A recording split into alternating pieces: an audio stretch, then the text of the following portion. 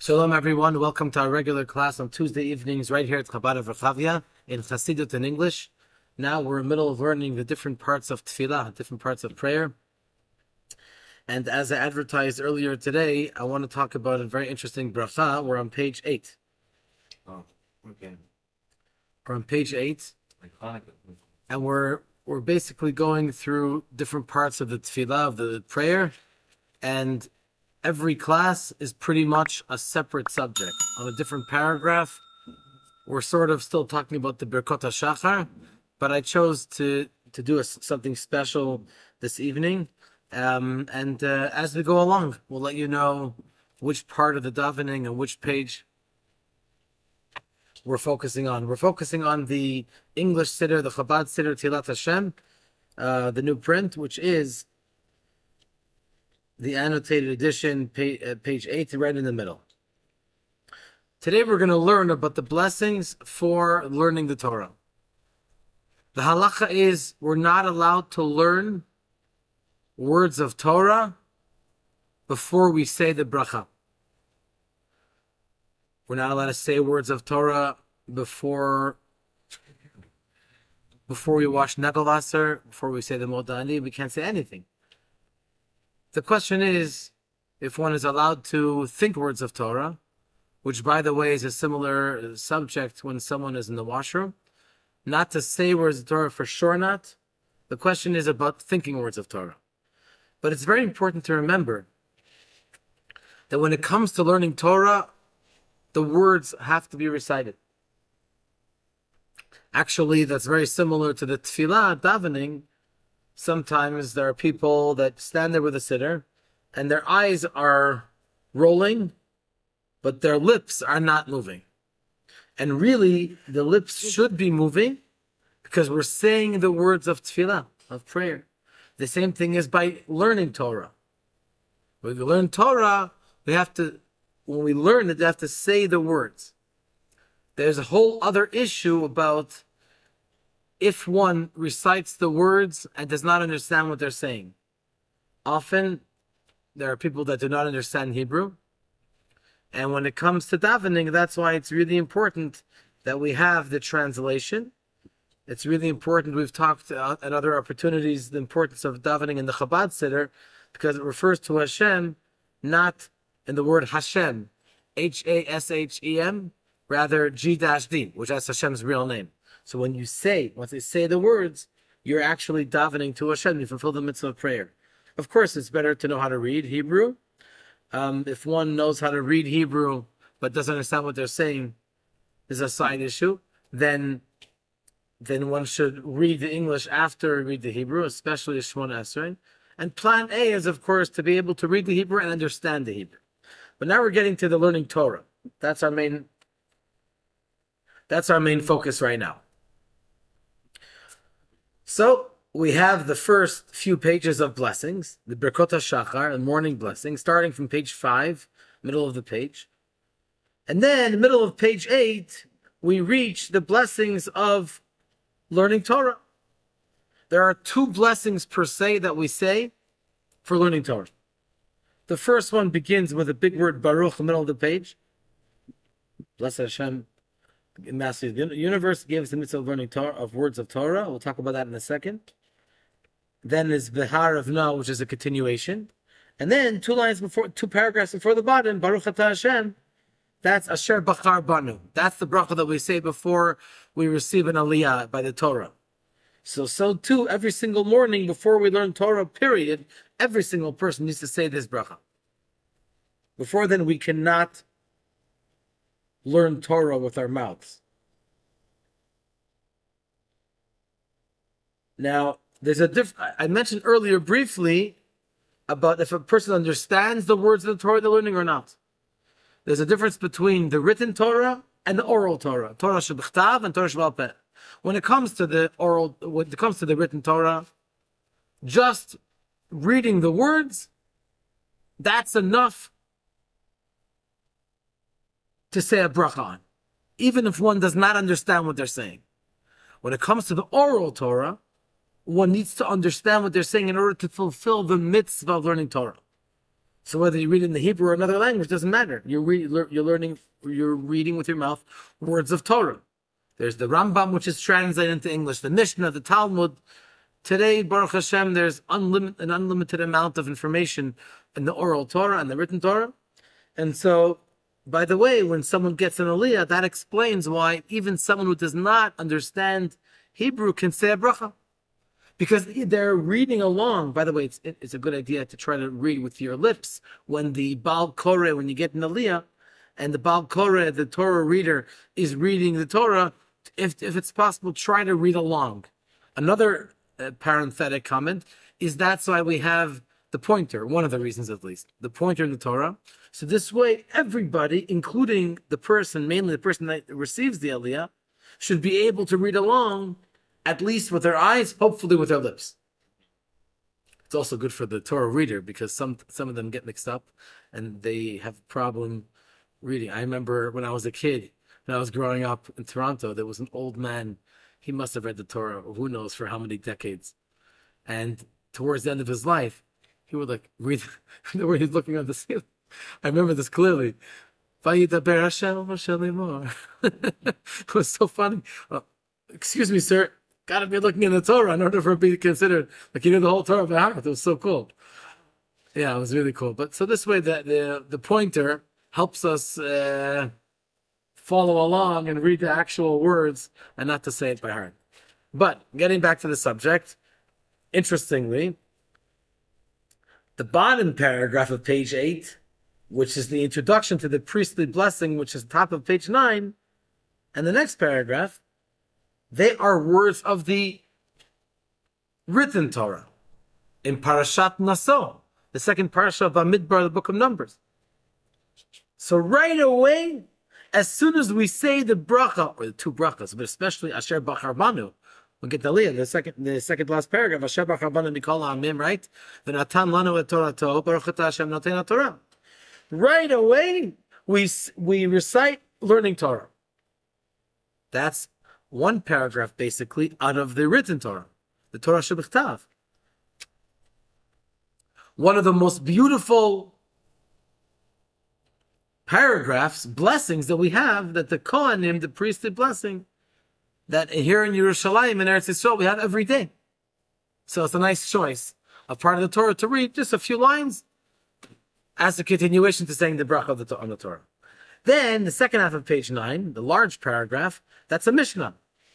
It's a Mishnah, I believe it's the first Mishnah in the first chapter of the second tractate of the Mishnah called Peah. The first tractate is Brachot, blessings. Correct. So Elu Dvarim, you can see on the bottom if you wish. The footnote number 2. Peah 1:1, Mishnah, chapter 1, Mishnah 1. Footnote all the way at the bottom. On the Hebrew side, you have footnotes. So it has the sources, tells you exactly where it comes from. So then, of course, it's even more important to understand what you're saying, although also in the previous paragraph, we should understand what we're saying. So, in summary, we've just said every morning the bracha on the Torah, and immediately we recite 2 paragraphs of the Torah, and we're basically fulfilling it. It's as if we're, in a sense, we're getting an aliyah. We're not getting to the Torah per se, but we're saying the bracha. This is the onset for the entire day. When you say the bracha of the Torah, you're saying a bracha specifically for the getting aliyah at the Torah scroll. And in this case, we're saying a bracha for the entire day. So this is the beginning of the day. On the onset, we're right away setting the tone and saying the bracha for all the Torah learning that we're going to be doing that day till we go to sleep. Okay? That was a pretty much introduction, or the first introduction to this section of brachot. I think that was pretty interesting. Now, there's an interesting question which the Rebbe asks. Why do we deal with the blessings for the Torah even before davening? Seemingly, we set up till here all the blessings that Hashem helps us do, general stuff. Let's go on to the davening, okay? Let's do the davening, and then after davening, we should say these brachos. Okay, now, it actually says in the Gemara Brachot, it says, there's a phrase, Mi Beit HaKnesset LeBeit HaMedrash. What does that literally mean? From the shul to the yeshiva. And that's the order that's supposed to be. First thing in the morning, we're supposed to be davening, and then to sit down and learn something, whether it's 5 minutes, a half hour, an hour. It's usually said, another quote from that tractate, Perek Echad Shachrit, literally means one chapter, but it means 1 hour or 1 unit in the morning. Perek Echad Arvis in the evening. We have to learn Torah in the morning, we learn Torah in the evening, at least. How amazing is it? Those people that have the great merit to learn Torah the entire day. That's unbelievable. Very, very unique and remarkable. But at least to learn something in the morning, learn something in the evening, whether it's the Chitat, the Chumash, the daily Chumash, the daily Tanya, the daily Rambam, there's no shortage of things that we can learn. So this is the bracha which sets the tone for the entire day of learning Torah. So why don't we just, after davening, why don't we just then say the bracha for the learning? Because that's when we're supposed to be quote-unquote learning. It seems as if, and I'm leading into the answer actually, it seems as if there's something general about this, that it also applies to prayer, to tefillah. What is it? What is it about this that it also applies to tefillah?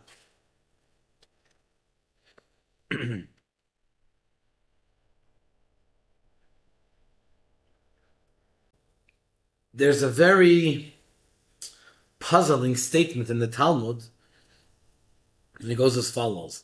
Alma avda haaretz. For what reason was Israel, Yerushalayim, the Beit HaMikdash destroyed? Literally, why was the land lost? Why did we lose the land? Why did Hashem allow for the Beit HaMikdash to be destroyed? The answer is, are you ready? Because they did not make a bracha before they learned Torah. That's very puzzling. It's not a good thing not to make a bracha, because we have a mitzvah to make a bracha before we learn Torah. But is that a reason for not for Beis HaMikdash to be destroyed, for not having Eretz Yisrael? And so the answer is, we have to understand what is learning Torah. This is going to shed a lot of light into the whole idea of the blessings of learning Torah. And tomorrow morning we'll make these blessings. Hopefully we'll have much more of meaning to these blessings. Torah is our wisdom. But in addition to the intellect, the logic, the wisdom of the Torah, there is something which is much more profound about the Torah. And that is the sanctity of the Torah. So, while there were here and there throughout our history people who used our Torah in a secular way, unfortunately, it's not usual, it's not very common, but unfortunately it did happen. So we have to emphasize, when we learn the Torah, that the Torah is divine. First and foremost, it's also intellectually stimulating, hands down. But first and foremost, it's godly. And if we missed out on this point, it's not just like a side detail. Oh, the main thing is the learning, but there's also some divinity to it. No, we missed the boat. It's basically, think of it as follows: that we have the most precious gift that Hashem has given us, which is the Torah, His own wisdom, His own infinite wisdom. He gave it to us. That me, with my little mind, can grasp, or I think at least, we would like to at least, to grasp Hashem's infinite wisdom. It should be impossible. But Hashem gave us the gift of being able to at least a quarter of a percentage, something, an iota of understanding it. So this has to be the foundation, the entrance into learning Torah. And if we're missing that, I hope I'm using the right word. It's almost as if we are this very lightly misusing, and it can be very, very more severe, Hashem's holy, infinite wisdom. Therefore, it's so crucial that before we learn Torah, we say this blessing or both of these blessings. Did you have a question, Hannah? No. Okay, you answer. B'vakasha. Please pass it around to... No. Thank you. Okay. Which two prove? Middle of page 8. It says Baruch. It says Baruch. One more. That's 9. One more. The middle, it says Baruch for the next 2, 4, 6.5 lines. And the second blessing is the next Baruch, which is 2.5 lines. And so, hopefully we will talk about this more and more, about how crucial it is to understand the divinity of the Torah. But we cannot separate between Hashem and His Torah. The only mitzvah where Hashem is clear in the mitzvah that a Jew speaks directly to Hashem is davening. We have a direct relationship with Hashem. And so, this is an opportunity, since we're connecting to Hashem. Therefore, through Tefilah, through davening, we infuse, we inspire our entire day, our entire being, with learning Torah. So, it's not like something separate from the Torah, from davening. First daven and then learn. As part of the davening, while we're saying the introductory words, we're setting the tone. That it's a divine learning Torah. It's not just learning a Torah which is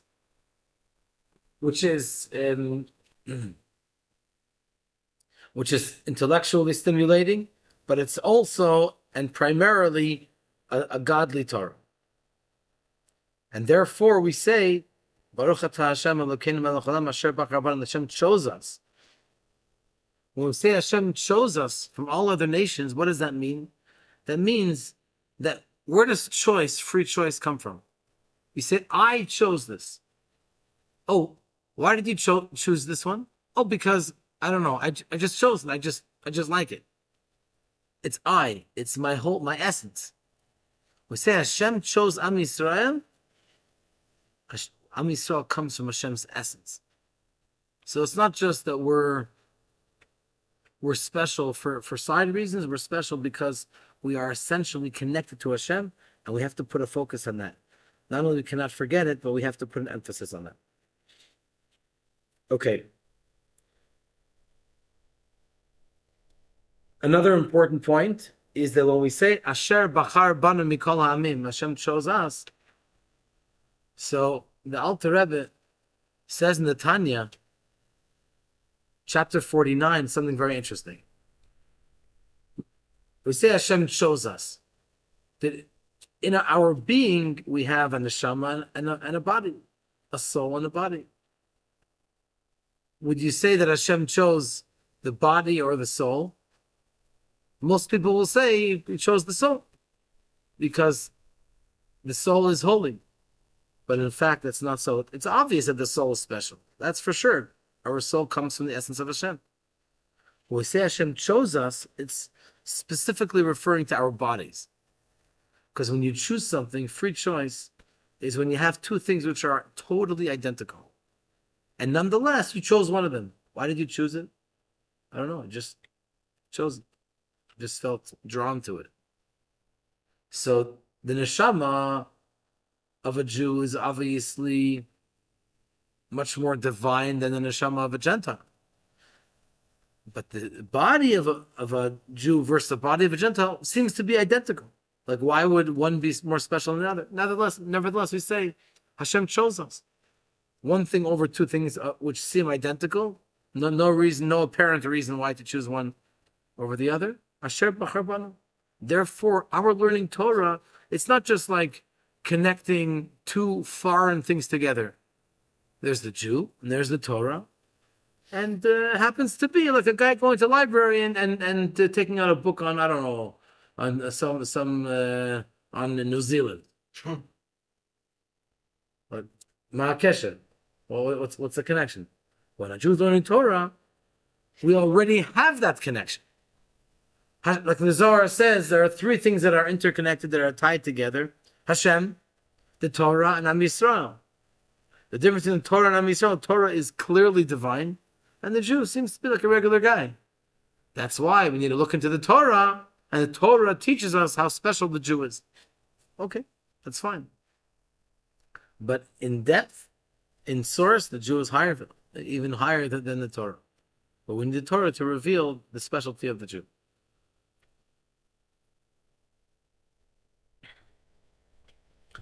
Okay, now I'd like to go back to the beginning of the first blessing. Okay, Baruch Atah Hashem, middle of page 8, middle paragraph. As it says, what we just learned, that we're not allowed to learn Torah before the blessings. Baruch Atah Hashem Elokeinu melech haolam, blessed are you, our God, Hashem, our God, the King of the universe. Asher kiddeshanu b'mitzvotav, who has sanctified us with his commandments, v'tzivanu, and commanded us, al divrei Torah, concerning the words of Torah. We're going to get back to this in a second, but let's first read the next paragraph. The Har is so beautiful. There are a couple of very nice tunes that are put onto these words. Excuse me, please. The Har of Na Hashem Elokeinu, et divrei Toratcha b'finu. Hashem, our God, make the teachings of your Torah pleasant, or more specifically, sweet. Arevut is like sweet. Make your words pleasant in our mouths, and in the mouths of your entire people, the house of Israel, Am Yisroel. U'fi chalamcha beis Yisrael. V'niya anachnu v'tzetzenu. V'tzetzai chalamcha beis Yisrael. Kulanu yodei shemecha. V'lomdei toratcha lishma. And may we, our children, and the children of your entire people, the house of Israel, all be knowers of your name and students of your Torah for its own sake. And then the bracha concludes, because we know often the bracha begins with a baruch and concludes with a baruch. So here's the end. Baruch Atah Hashem. Blessed are you, Hashem. Hamelamed Torah la'amo Yisrael, who teaches the Torah to his people Israel. So let's go back now for a moment to the beginning of the bracha. We said, blessed are you, Hashem, the Master of the universe. He sanctified us, and he commanded us concerning the words of Torah, which in simple English means we have a mitzvah to learn Torah. There's another text, another version of this bracha. Chabad is not the only one that says Al Divrei Torah. There are many versions of the davening, with obviously minor differences here or there. And this is one of them. In some of the Sidurim, it says La'asok b'divrei Torah. La'asok means to totally get involved deeply in the learning of Torah. But nonetheless, the Alter Rebbe, when he chose which text to write, he chose the text which was obviously before him. He chose the Al Divrei Torah. Now, what's the difference between Al Divrei Torah and La'asok? Al Divrei Torah is learn Torah. La'asok, oh boy, that's very, very deep. Excuse me. A very deep level of learning Torah. Now, it's important. someone that has the ability to learn Torah on a very deep level should do that and should learn Torah in all areas of the Torah, whether it's the pshat, the simple meaning, the deeper meaning, the mystical interpretation, whatever, should learn that la'asok. But the Rebbe points out that a siddur is shaveh l'chol nefesh, is equal for everyone. The siddur is something which everyone has to pray. In the learning of the Talmud, the learning of of different parts of Torah, there are perhaps different levels depending on many different factors. But the siddur is something that everyone has to do. Not everyone is able to do la'asok. Not everyone can say, okay, today I'm going to really delve deeply into the Torah. Talk about learning Torah. Now, someone who's going to learn deeply is included in this divrei Torah, because this is a generic word, a phrase for learning the Torah. So within that is included also someone who learns it very, very deeply. But we cannot put in the siddur something which is not equal for everyone. We have to put in something which is equal for, that everyone can live up to. Excuse me. So that's number one.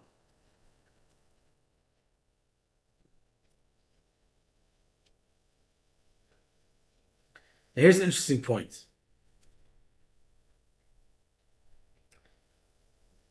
We said Vitzivanu, that Hashem commanded us with this mitzvah. So it's important to remember that it's a mitzvah to learn Torah every free moment of the day.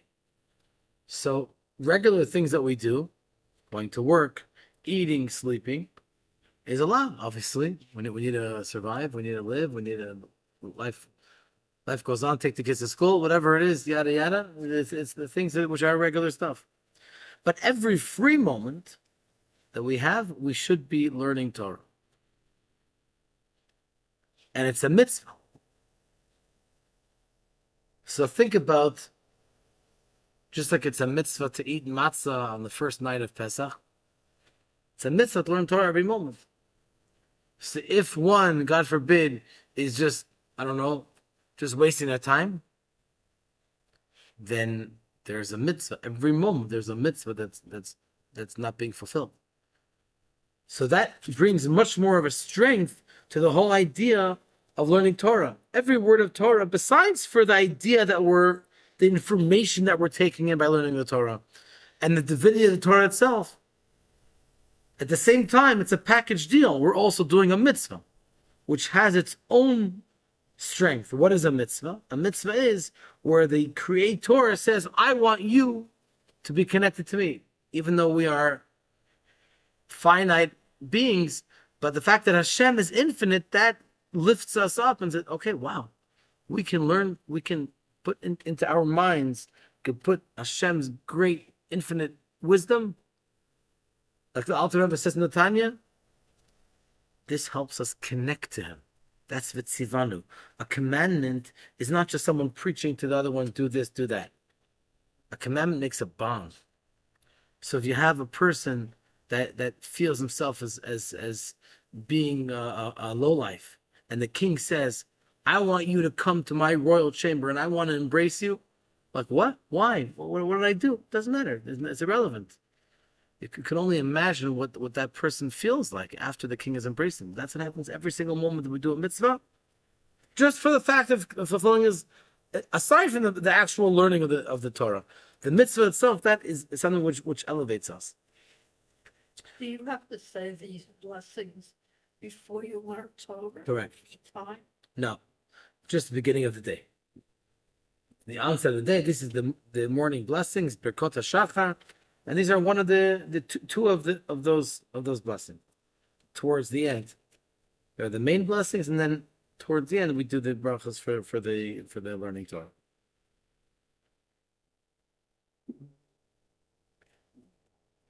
In the Talmud brachot, the Talmud has a number of paragraphs, almost like a bracha. It's not really with a Baruch Atah Hashem, but it's like a prayer. Yirat Somafanecha.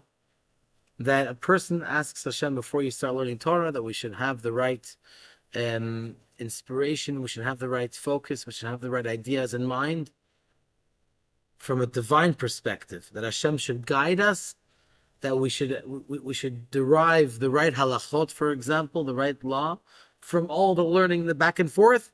We should come to the correct bottom line. And what do we ask Hashem? We ask Hashem that it should be sweet. The words of Torah in the third paragraph of page 8 should be pleasant and sweet. What does that mean? When we talk about the written Torah, that's just the main focus are the words, the letters. The words are exact of the Tanakh, the 5 books of Moshe, the Chumash, the Torah. Then we have, that's the written Torah versus the oral Torah. The oral Torah, the words are important, of course, but the diktuk may not be as exact in every little, as far as deriving every little detail. In the Chumash, every single letter, every single vowel, every single note is exact, perfectly exact. So when we talk about V'harav, no, we're asking Hashem to make our prayers sweet. We are focusing more on the oral Torah. What does that mean? Of course, we're going to learn also the Chumash. But we want to have also some reason, some understanding, some expanding our knowledge. The written Torah, it's possible that we didn't understand, or it's possible that we understood, but it's just we take it for the face value. But all of a sudden, in Torah Sheba'al Peh, you can have one Mishnah explaining one letter of the Torah, and you can have a few pages of Talmud based on that one little Mishnah. And then based on that, on one line of Talmud, you can have the Rashi, the Tosfot, and all the amazing commentaries. And there are some yeshivas which boast, not in a bad way, in a good way, but they boast that they learn one page of Talmud the whole year in the yeshiva. Sounds funny, but you're talking about very great Torah scholars. It's amazing. The Talmud is called the Sea of Talmud. It's an infinite sea, how deep and how broad and how wide it is. There's so much information. And the halacha, which is derived from all of those discussions, goes on, the Shulchan Aruch. And then you have the teachings of the Kabbalah, which is really sweet. The way Chassidus interprets even the Talmud is something which is so beautiful, and that's our prayer. We say, Hashem, V'harav no Hashem Elokeinu. We want that for us and for our children, for our families, for all the generations of Am Yisrael should have in Yiddish, it's the best word, geschmack, a very big enjoyment. It's hard to really categorize the word geschmack, but that's really what it is. It should be pleasant in our mouths. We should appreciate it. We should want to learn more, and we want to connect more to the Torah. But part of the mitzvah of learning Torah is to teach the Torah to our children. In fact, there's something fascinating. The Rambam, usually when he talks about a mitzvah, he goes through, every time he starts a new mitzvah, he writes in the Yad HaChazaka, we do the 1 chapter or 3 chapters a day, he writes, the mitzvah is, the first halacha, right, is this and this is the mitzvah. It's a mitzvah to blow the shofar, for example, on the first day of the 7th month of the Torah says. And then he goes to details, who's obligated, who's not obligated, but generally speaking, everybody's obligated. And then he goes to all the details. When it comes to learning Torah, in his introduction, he says the mitzvah of learning Torah. And the second mitzvah is, if you remember correctly, to teach it to your children. And when he starts, before he starts writing the long explanations. Then when he gets to chapter 1, halacha 1, he just starts saying, if I remember correctly, you know what, let's look up the exact word. 1 second. So he says there are 2 mitzvahs. One is to learn Torah. The other one is to honor its teachers and those that know the Torah scholars. Then he starts chapter 1, halacha 1. He doesn't say it's a mitzvah to learn Torah because it says in the Torah that's how it usually starts. That will make sense. He says there are a few individuals who are exempt from learning Torah. That's how he starts off. But here's the point that I'm trying to get to. Aval katan, a young child, aviv chayav lamdo Torah. His father is obligated to teach him Torah. Shnei says in the verse, "V'limadatem otam et benechem udaber bam." We say in the Shema, in the second paragraph of the Shema, you should teach them to your children to speak in those words of Torah. So it's funny that he doesn't start off with saying later on in the chapter he says, he should have started with this in the beginning of the chapter, right? Kol ishis Yisroel, every single Jew, chayav is obligated b'talmud Torah, learning Torah, bein ani, whether he's poor, bein asher, whether he's rich, bein shalom b'gufay, whether he's healthy, bein bal yisron, whether he's unfortunately sick, bein bachor, a young person, bein shayez zaken gadosh, or he's weak. Even as a poor person who receives tzedakah from other people, even a husband, a father, has to establish set times to learn Torah by day and night.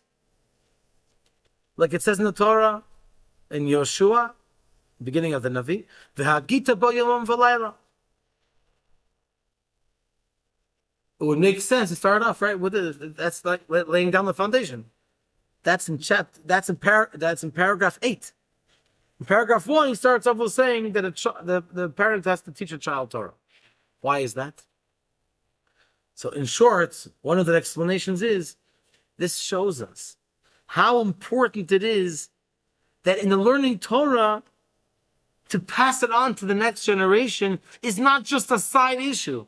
It's not even plan B or C. It's plan A. It's number 1. It's part and parcel of the learning Torah.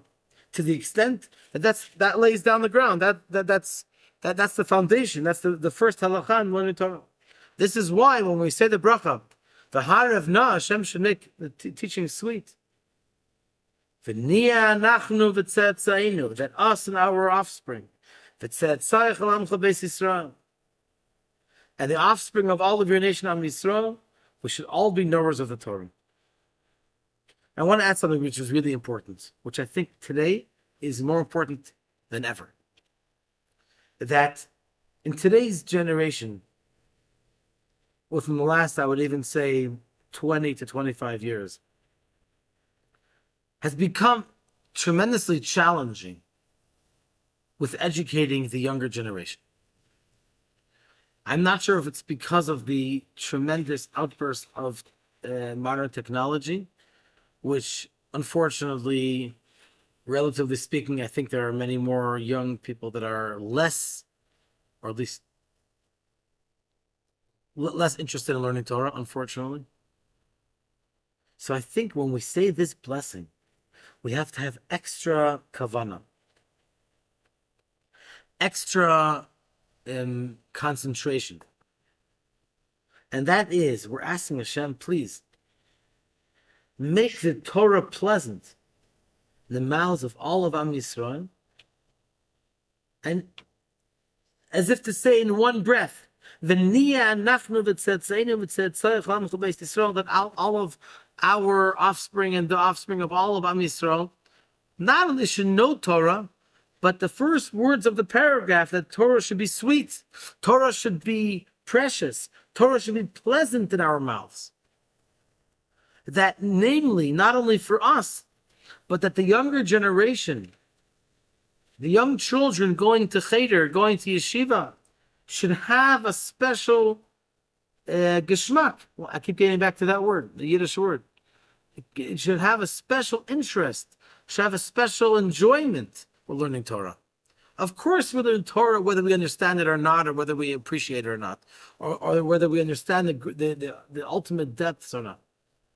But nonetheless, we do want all of us, and namely the younger generation, to have a very, very sweet, a pleasant appreciation for the Torah. And finally, finish off the bracha. Right before then, Kulanu Yodei Shemecha v'lomdei Toratcha lishma. We have to learn Torah lishma. Lishma means for the sake of learning Torah itself. So there are some people who learn Torah for other reasons, whether because they need a job, so they teach Torah. Some people will learn Torah.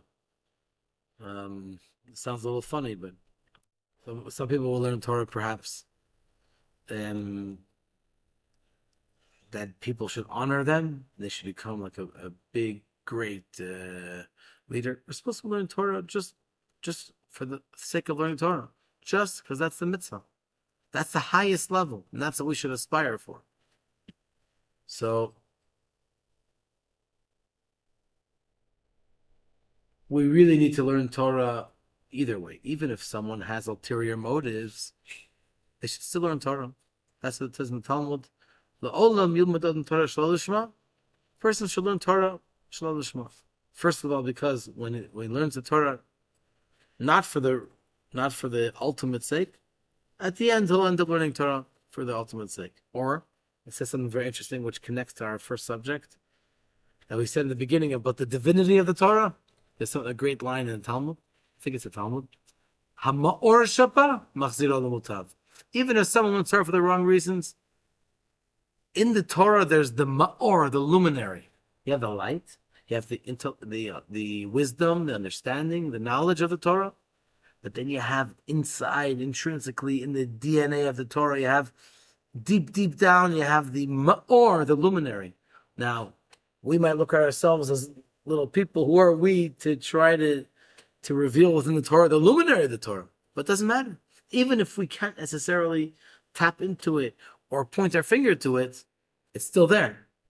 We still have, of course, a connection to the luminary of the Torah. So once a person has had the merit to bring into their mind learning Torah, that's it. He's cooked. He has the luminary. So it might not be right away. It might take a little time. But at some stage of the game, the luminary of the Torah is going to wake him up and say, you know what? It's time to learn Torah in a proper way. So it's not like some people will say, oh, it's not if there are reasons to stop. No, don't stop. Keep on learning. Don't worry. The Torah is divine. The Torah is going to have an effect. Even if Chas v'Shalom someone wants to go away from the Torah, you can take a person away from the Torah. You can't take the Torah away from the person. Once the Torah is inside, it's for sure going to have a long-term, very powerful effect.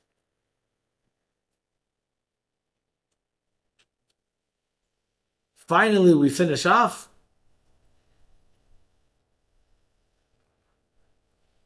Baruch atah Hashem, blessed are you Hashem, hamelamed Torah l'amo Yisroel. Please pay attention to the fact that this is in the current tense. Hashem teaches, look what it says, blessed are you Hashem, who teaches the Torah to his people Israel. In current tense. Also, please pay attention to the end of the next blessing, which is Baruch atah Hashem, 3 lines before the bottom of the page. Baruch atah Hashem, notein Torah. Not natana Torah in the past tense. Notein in the present tense. Bottom of page 8. 3 lines before, it's a bracha that we say also when we have an aliyah. I think it's the next page, Chanuch. Am I right? Bottom of the page. 3 lines before the bottom. Baruch atah Hashem, notein Torah. He who gives the Torah. Every single moment, every single day, Hashem continues to give us the Torah. So it's not something, oh, Hashem gave us Torah, I believe it's 3,336 years ago. But today, every moment, Hashem continues to give us, to inspire us, and to give us the Torah. So the fact that He gives us the Torah makes it much more personal. That now we know that I'm receiving the Torah now from Hashem. Wow. It's as if I'm learning the Torah now for the first time. And that's one of the most amazing things of the Torah. That every time you learn the Torah, especially in the Chumash, you feel as if it's current. Current information. Not something which is old-fashioned that was written thousands of years ago. But the Torah is relevant in every day and every generation. And therefore, hopefully we can learn from that. And we can learn and we can be inspired in our own day-to-day lives.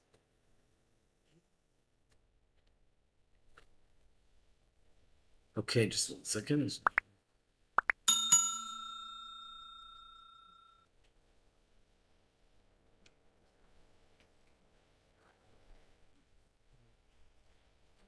Okay, I think we're going to finish over here. Thank you very much for enjoying, for joining us. And Bezrat Hashem, next week we'll learn another part of the Siddur. Yeshar Koach. Have a wonderful evening.